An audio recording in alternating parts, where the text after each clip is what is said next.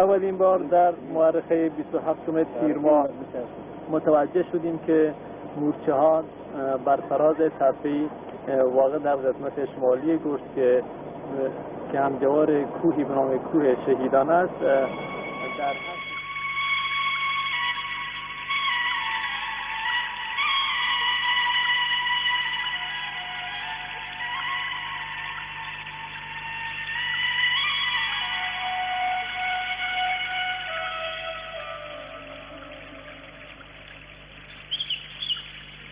اینها تقریبا بعد از این بارانی که باریده شد این امر به این صورت و داره ظاهر خلق الله السماوات والارض بالحق ان فی ذلک لآیة للمؤمنین. آری، خداوند آسمان ها و زمین را از روی حکمت و برای هدفی خاص آفریده و در این آفرینش برای اهل ایمان آیت و عبرت و شناسایی است.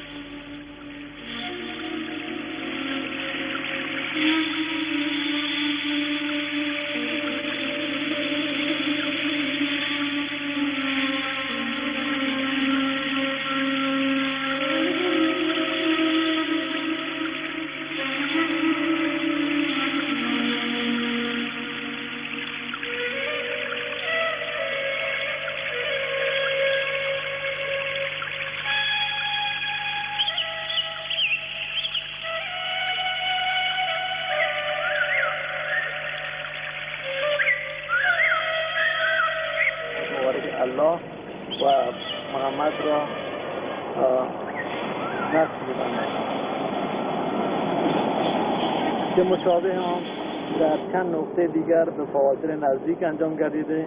که این مورچه ها از نوع متوسط بوده که در تاریکی بیشتر فعال هستند و در هر نوبت که مواد غذایی خویش را از لانه بیرون می‌آورند اسامی اطهار را نقش می‌بندند که تاکنون کلماتی مانند الله، محمد رسول الله، رب، رحمان، رحیم و علی را نقش بستند که تاکنون کلماتی مانند الله، محمد رسول الله، رب، رحمان، رحیم و علی را نقش بستند. رب، رحمان، رحیم و علی را نقش بستند.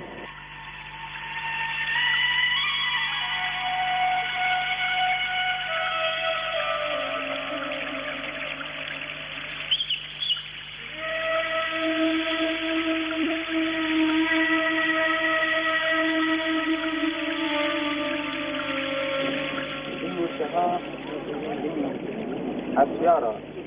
میبرند در داخل خانه های و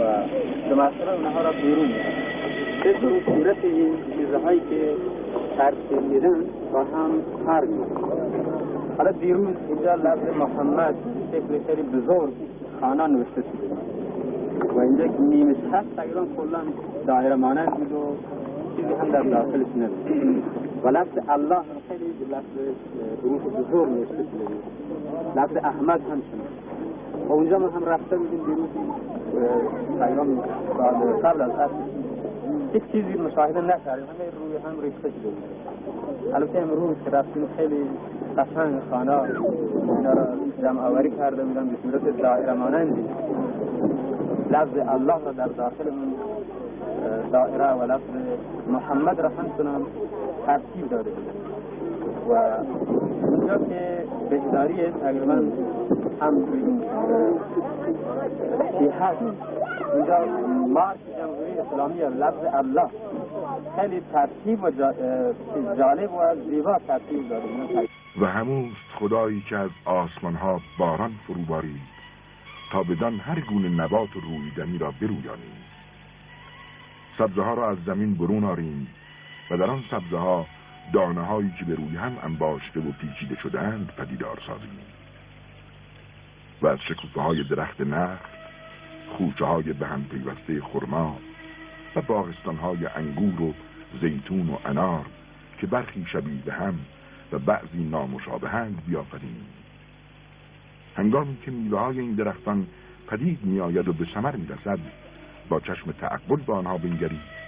که در آنها آیات و نشانه های از پروردگار برای اهل ایمان نهفته است.